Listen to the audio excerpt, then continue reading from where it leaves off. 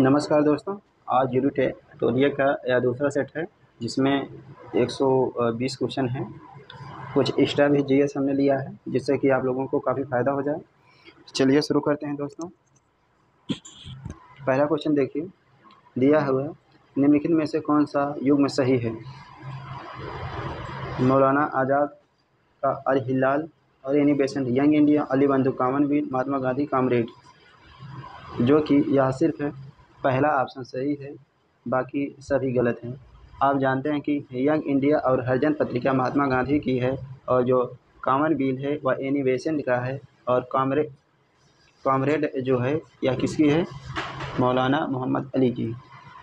अगला देखिए, India divided नामक पुस्तक की रचना किसने की है। डॉक्टर राजेंद्र प्रसाद ने इंडिया डिवाइडेड पुस्तक की रचना की। अगला देखिए, भारतीय राष्ट्रीय कांग्रेस के लखनऊ अधिवेशन 1916 की अध्यक्षता किसने की थी। एसी मजूमदार ने की थी, जहां नरम दल और गरम दल मुस्लिम लीग और कांग्रेस एक हुए थे।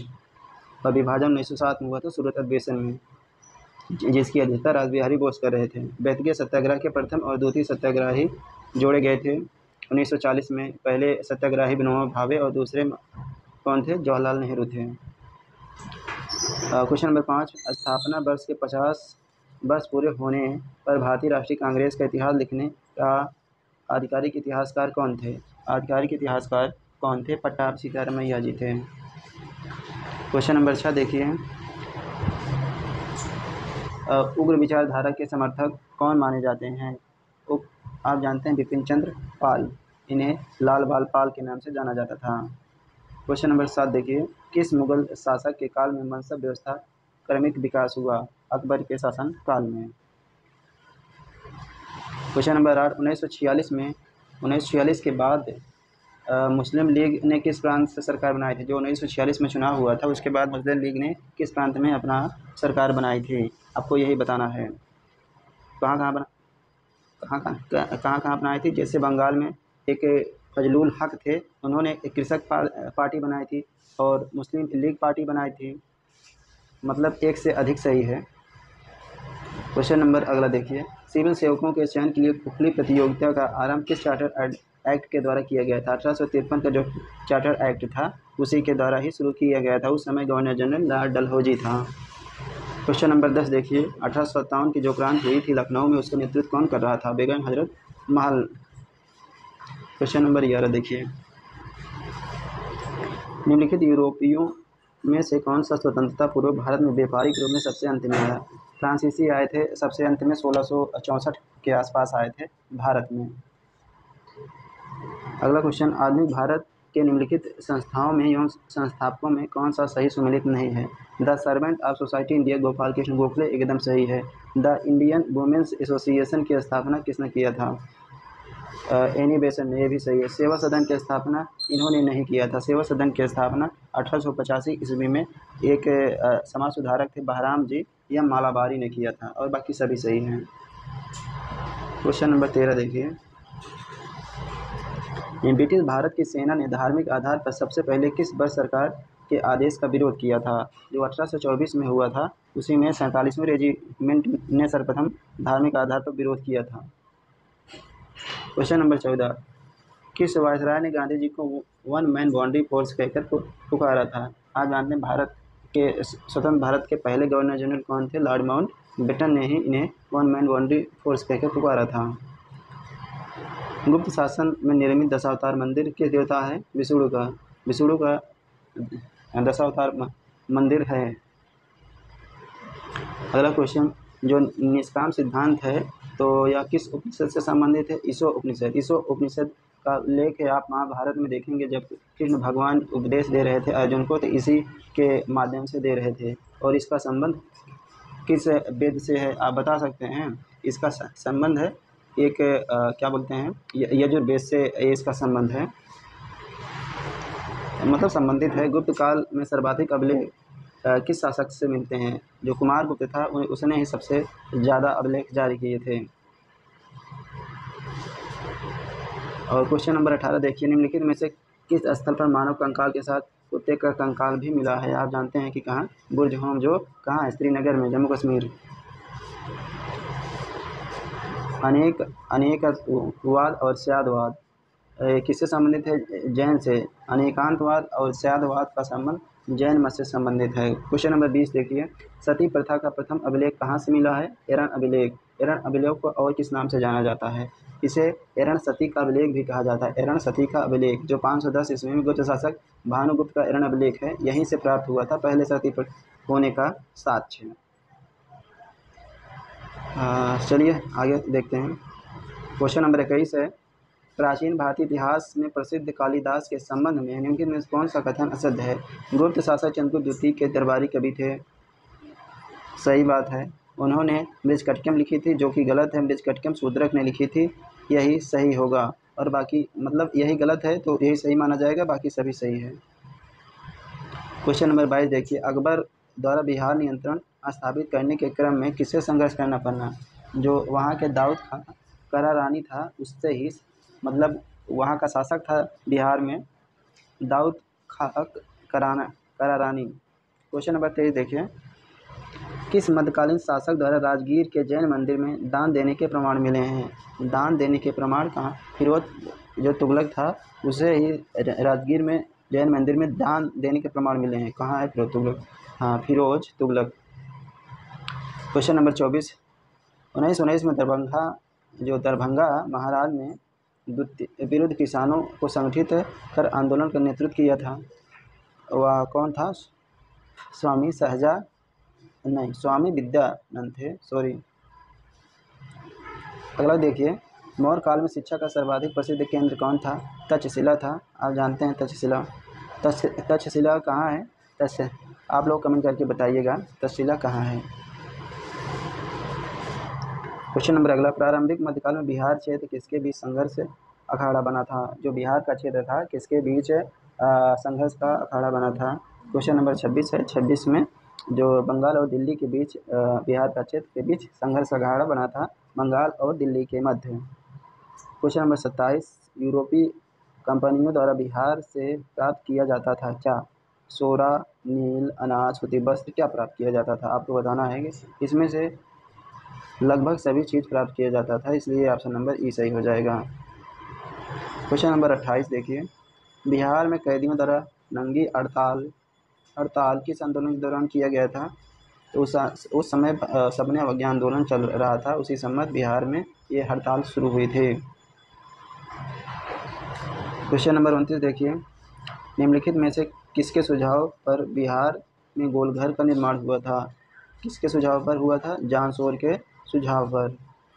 क्वेश्चन नंबर 30, जो पटना है, पटना में भवानी मंदिर क्रांतिकारी संस्था की स्थापना किसने किया था? भूपेंद्र नाथ दत्त ने।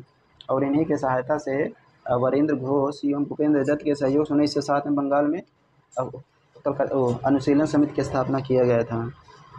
1931 मध्यकालीन भारतीय इतिहास में तबला का प्रचलित करने का श्रेय किसे जाना जाता है? तृतीय हिंद यानी अमीर खुसरो को। कौन सा सही नहीं है? वर्ना प्रेस एक्ट 1878 में लॉर्ड लिटन के समय में आया था, ये सही बात है। इस अधिनियम को मुंह बंद करने वाला अधिनियम कहा जाता था, ये भी सही बात है। अमृत बाजार पत्रिका रातों रात बांग्ला से अंग्रेजी भाषा में परिवर्तित हो गई थी, यही गलत है दोस्तों। क्वेश्चन ऑप्शन नंबर सी सही हो जाएगा इसका, क्योंकि वह बांग्ला से अंग्रेजी में परिवर्तित हुई थी, ना कि हिंदी में। और चित्तौड़गढ़ का कीर्ति स्तंभ किसने बनवाया था? आप जानते हैं कि राणा कुंभा ने बनवाया था 1433 से 1468 तक के। ऑप्शन नंबर ए सही है। प्रतीक मुद्रा का प्रचलन मध्यकालीन शासक में कौन आरंभ किया था? आप जानते हैं मोहम्मद बिन तुगलक ने।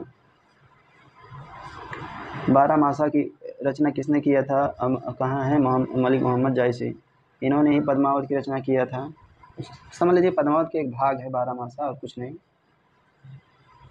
और किसका विरोध समाज सुधारक राजा राम मोहन राय ने नहीं किया था? जो पाश्चात्य शिक्षा था इसी का नहीं किया था, बाकी तीनों का किया था। मूर्ति पूजा, सती प्रथा, बाल विवाह, सभी का कर रहे थे।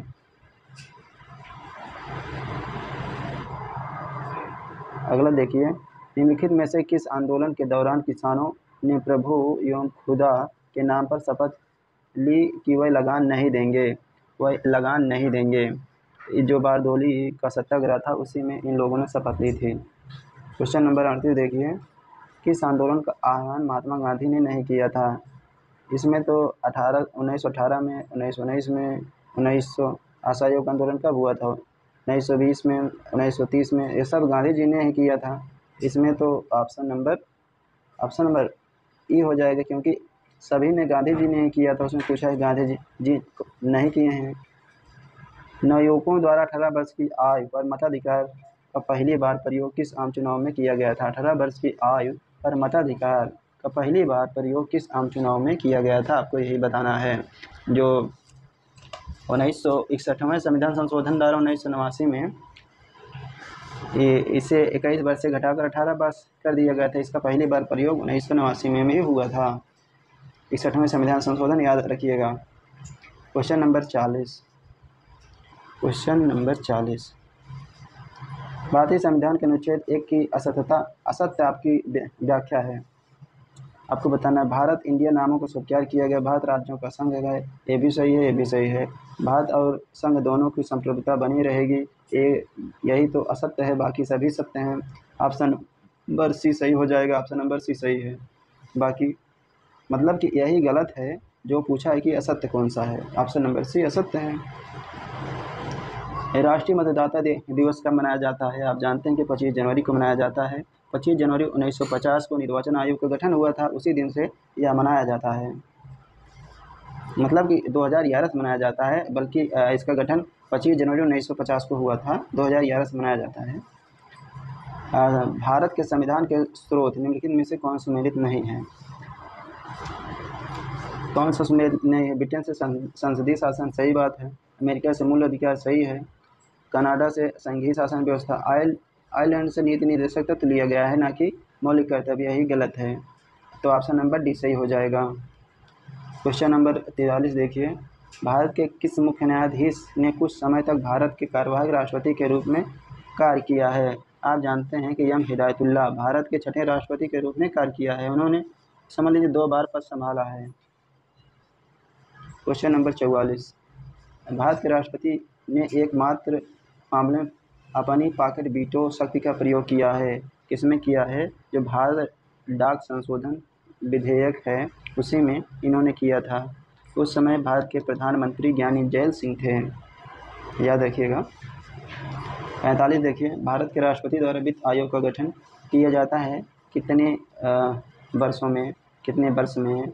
आपको बताना है। 5 वर्ष के लिए, प्रत्येक 5वें वर्ष से इसकी स्थापना किया जाता है। यह अनुच्छेद 280 के तहत किया जाता है। आप जानते हैं वित्त आयोग का संबंध 280 से है। राष्ट्रीय विकास परिषद का गठन कब किया गया था? राष्ट्रीय विकास परिषद का गठन 6 अगस्त 1952 को किया गया था।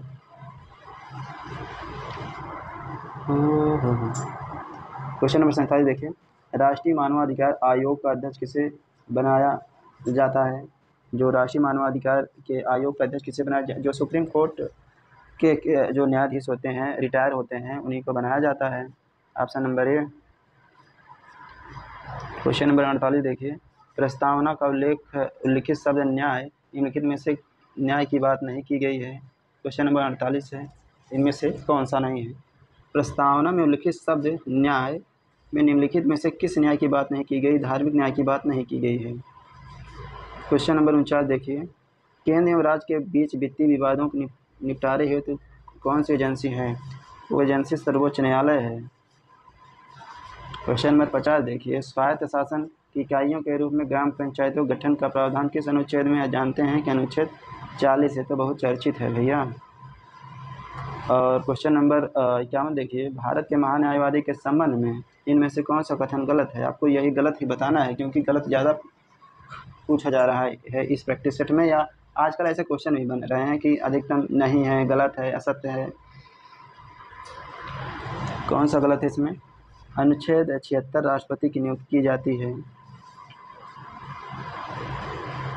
चलिए ठीक है। उच्चतम न्यायालय के न्यायाधीशों होने की योग्यता होनी चाहिए।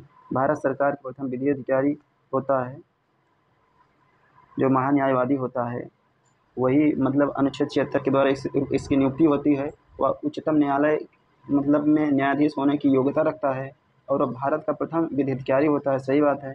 और संसद कार्यवाही में भाग लेने और देने का अधिकार नहीं है। वोट देने का अधिकार उसे नहीं है, इसलिए ऑप्शन नंबर डी सही हो जाएगा। अनुच्छेद 52 देखिए, निम्नलिखित में से कौन गैर नागरिकों को प्राप्त है, यानी सीधे आप कहिए कि विदेशी नागरिकों को कौन सा अनुच्छेद मतलब अधिकार प्राप्त है। अनुच्छेद 14 प्राप्त है विदेशी नागरिकों को, और भारत को भी प्राप्त है, और 20 भी प्राप्त है, 21 भी प्राप्त है, 26 भी प्राप्त है। यह जो दिया है चारों, ये सभी विदेशी नागरिक जो भी यहाँ भारत में आते हैं उनको ये सब प्राप्त है। भारत को सिर्फ 15 और 16 और 19 और 29 और 30 यही केवल भारतीयों को प्राप्त है, बाकी और जो हैं विदेशियों को भी प्राप्त हैं। याद रखिएगा, इसमें ऑप्शन हो जाएगा ई। क्वेश्चन नंबर अगला, सुलभ मुद्रा किसे कहा जाता है? सुलभ मुद्रा कहा जाता है M3 को, M3। अगला क्वेश्चन देखिए, साख मुद्रा इनमें से कौन शामिल है? साख मुद्रा में प्रतिज्ञा पत्र भी है, चेक भी है, विनिमय पत्र है, बैंक ड्राफ्ट है, यानी सभी इसमें शामिल हैं।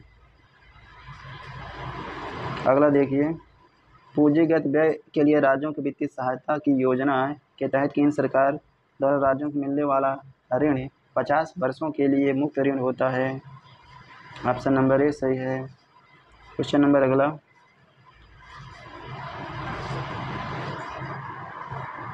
भारतीय रिजर्व बैंक के बारे में कौन कथन सत्य नहीं है? इसका गठन RBI अधिनियम 1934 के द्वारा किया गया। ये सही बात है, लेकिन पूछा है कौन सा सही नहीं होगा। राष्ट्रीयकरण 1949 में हुआ था, सही बात है। RBI का मुख्यालय कहाँ है? मुंबई में है, ये भी सही बात है। इसके प्रथम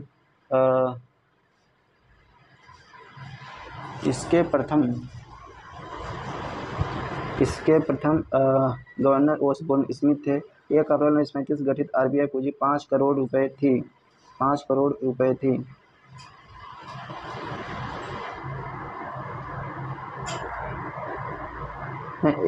ये सब सही है। क्वेश्चन नंबर 66 देखिए, मानक मंदा रेखा 82.5 डिग्री एवं कर्क रेखा 23.5 डिग्री के आसपास का प्रतिच्छेदन कहाँ करती है? आपको यही बताना है। क्वेश्चन नंबर 66 है, उड़ीसा में कि झारखंड में कि छत्तीसगढ़ में कि मध्य प्रदेश में कि कहाँ करती है? यह करती है छत्तीसगढ़ में। छत्तीसगढ़ में कर्क रेखा और मध्य रेखा आपस में प्रतिच्छेद करती हैं। अगला देखिए, इसमें नवीनतम रॉक सिस्टम कौन सा है? रॉक सिस्टम कौन सा है? जो गोंडवाना है वही नवीनतम है। कोयला क्षेत्र उपरांत मतलब गोंडवाना रॉक सिस्टम सबसे नवीनतम है। यह कोयला के उपरांत निर्मित हुआ था। लगभग में 98% कोयला पाया जाता है। सबसे ज़्यादा कोयला यहीं पाया जाता है गोंडवाना में। भारत की वैसी नदी जो हिमालय की सभी श्रृंखलाओं को काटती है, वह कौन सी नदी है भैया? बहुत इंपॉर्टेंट है, सतलज नदी है। क्वेश्चन नंबर 69 देखिए, किस अभ्यारण्य के मध्य एक खूबसूरत झील है? कौन सा अभ्यारण्य है और कहाँ स्थित है, आप बताइए। जो तोंकचांची है, तोंकचांची यह झारखंड के धनबाद जिले में स्थित है। उसी के मध्य एक झील स्थित है। ठीक है, अब आपको बताना है कि उत्तर से दक्षिण का सही क्रम आप लोग अगर मैं पढ़े होंगे तो बता लेंगे, नहीं तो नहीं बता पाएंगे। जो विशाखापत्तनम है, सबसे पहले विशाखापत्तनम उत्तर में है, फिर मछलीपट्टनम है, फिर चेन्नई, फिर तूतीकोरिन। यही क्रम इसका सही है। क्वेश्चन नंबर 71 देखिए, भारतीय राज्यों में साक्षरता दर सही क्रम से घटते हुए आरोही क्रम में लगाएं। आप लोग ये मत सोचिए कि क्वेश्चन बहुत ज़्यादा टफ है। अगर आप अभी से टफ करे रहेंगे तो जब आप पेपर देंगे तो आपको आसान लगेगा। ये मान कर चलिए, अगर आप अभी से सरल करने की आदत डाल लेंगे तो वहाँ अगर थोड़ा हार्ड क्वेश्चन आ जाएगा तो आप लोग कर नहीं पाएंगे। चलिए शुरू करते हैं। जो 71 में सबसे ज़्यादा साक्षरता आप जानते हैं कि केरल में है। केरल यहाँ, केरल यहाँ, केरल यहाँ, ये तो बात हो गई। उसके बाद मिजोरम में है, एक आला ऑप्शन कट गया है। मिजोरम के बाद त्रिपुरा है, ये भी ऑप्शन कट गया है, ये तो गलत है। ऑप्शन नंबर सी सही है। ऑप्शन नंबर सी सबसे ज़्यादा मतलब कि साक्षरता दर कहाँ है? केरल में, फिर मिजोरम में, फिर त्रिपुरा में, फिर गोवा में। पुड़िया अरे पुड़िया आप जानते हैं ना, मुजफ्फरपुर का को कौन मतलब पुड़िया और मुजफ्फरनगर को कौन सा नेशनल हाईवे जोड़ता है? बताइए कौन सा जोड़ता है? NH 57 यानी NH 57 जोड़ता है। और छपरा को मुजफ्फरपुर से 102, छपरा से गोपालगंज 85 है। बाकी और आप लोग जानते हैं। मकर रेखा से होकर कौन नहीं गुजरती है? मकर रेखा इनमें से एक देश से नहीं गुजरती है, बाकी 3 से गुजरती है। को यही बताना है ये। आप जानते हैं कि क्या बताएं, अगर मैप होता तो बताते हैं। बोल्बिया से नहीं गुजरती। 74 भूमिगत जल द्वारा निम्नलिखित में कौन सी आकृति बनती है? घोलरंध्र भी बनती है, युवाला भी बनती है, अंधघाटी बनती है और लैपिज भी बनती है। ये सब स्थलाकृतियाँ हैं। इनका निर्माण भूमि जल एवं वर्षा जल के विलयन के फलस्वरूप होता है।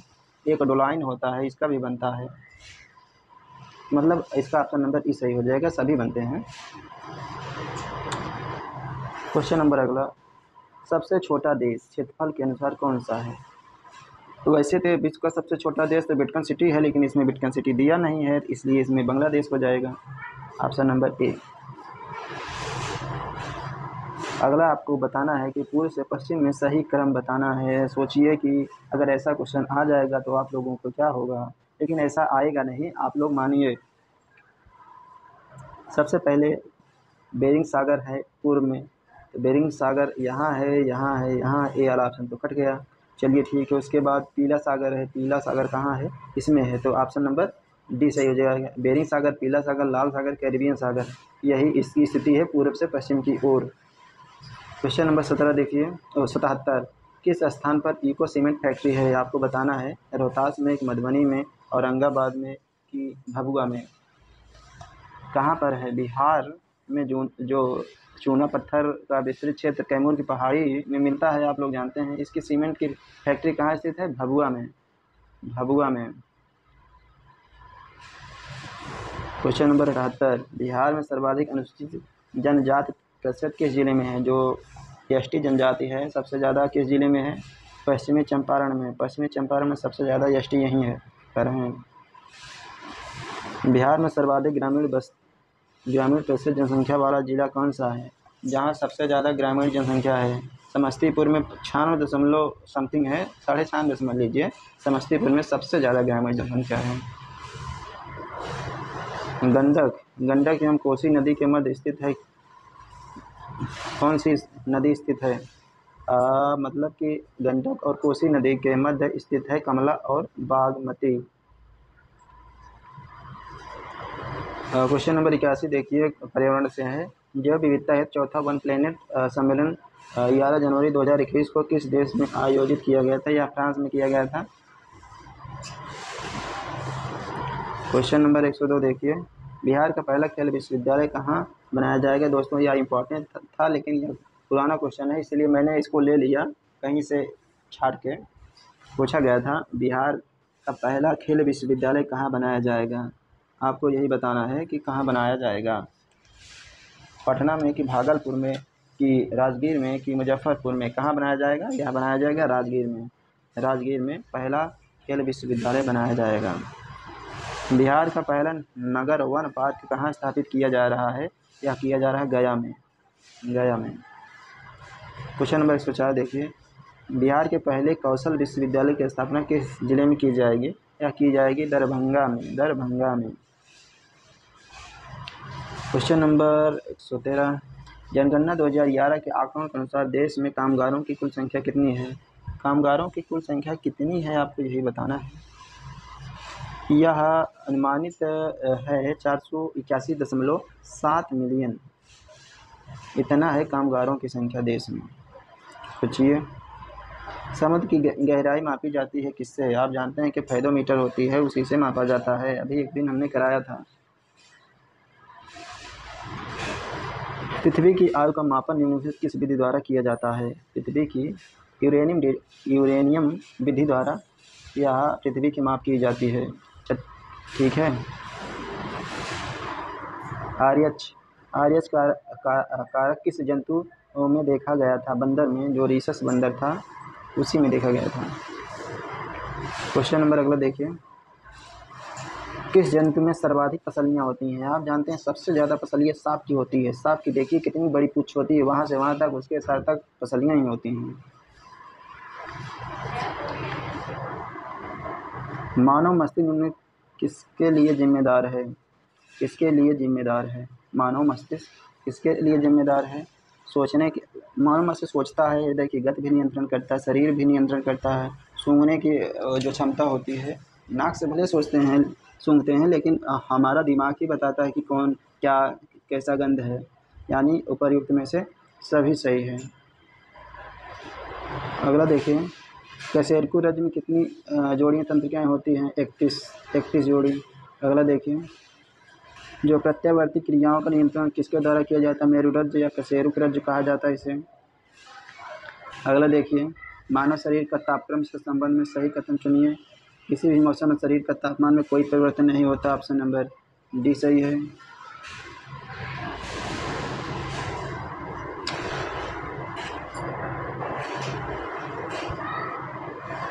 सॉरी दोस्तों, थोड़ा गड़बड़ा गया। क्या क्वेश्चन था? रक्त में ऑक्सीजन की सांद्रता कमी आने पर श्वास क्या होती है? जैसे कि अगर रक्त में ऑक्सीजन की कमी हो जाएगी तो हमारी सांस क्या होगी? थोड़ा बढ़ने लगती, ज़्यादा मतलब जल्दी जल्दी सांस लेने, जिसे हम कहते हैं फूलने लगती है, सांस फूल रही है, यानी सामान्य से बढ़ जाएगी, ज़्यादा सांस लेने लगेंगे। और लंबाई की न्यूनतम इकाई क्या होती है? Fermi metre. आप जानते हैं 10⁻⁻15 मीटर होता है।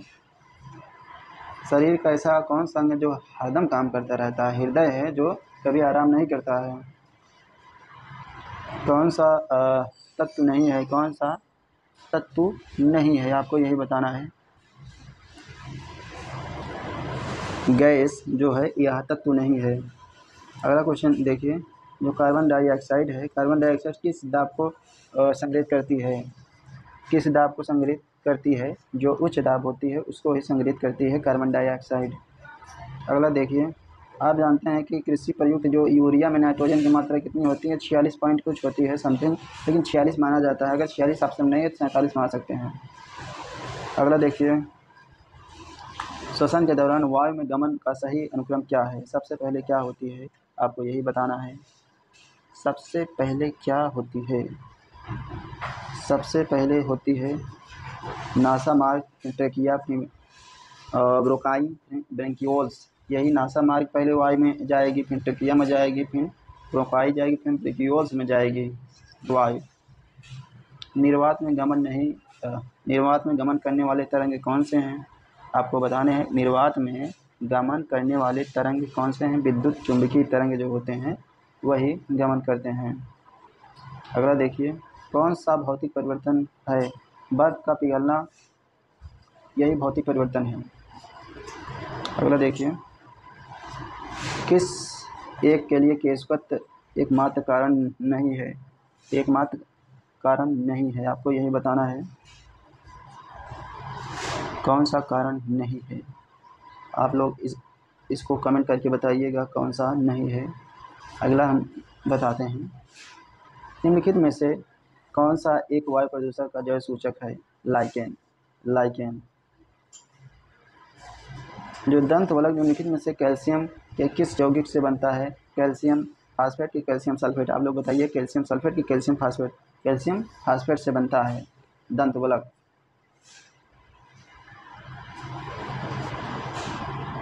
वाष्पीकरण के कारण शीतलता कैसी होती है? वाष्पीकरण से शीतलता कैसी होती है? द्रव कण द्वारा ऊर्जा अवशोषित करने के कारण यह शीतलता होती है। किस वैज्ञानिक ने द्रव्यों को विभाज्यता सिद्धांत को सर्वप्रथम प्रस्तुत किया था? जॉन डाल्टन ने यह प्रस्तुत किया था, द्रव्य विभाज्यता का सिद्धांत। निकट दृष्टि दोष किस लेंस का उपयोग किया जाता है? अवतल लेंस। निकट, देखिए इसमें 3 अक्षर है ना, निकट, इसमें अवतल में 4 है, यानी इसमें लगभग बड़ा है। अगर दूर होता तो दूर में 2 अक्षर है तो यानी तब उत्तल हो जाता, लेकिन निकट है तो इसलिए अवतल हो जाएगा, याद रखिएगा ऐसे भी। और मैग्नीशियम क्लोराइड का रासायनिक सूत्र होता है MgCl2। सौर विकिरण का परास होता है लगभग 400 से 780। Option number B. Question number last है दोस्तों, त्वरित चालक का आविष्कार किसने किया था? बेंजामिन फ्रैंकलिन ने। दोस्तों यह सेशन आपको कैसा लगा आप लोग कमेंट करके ज़रूर बताइएगा। और हाँ, हमारे नए चैनल पर हैं तो आप लोग सब्सक्राइब कर सकते हैं।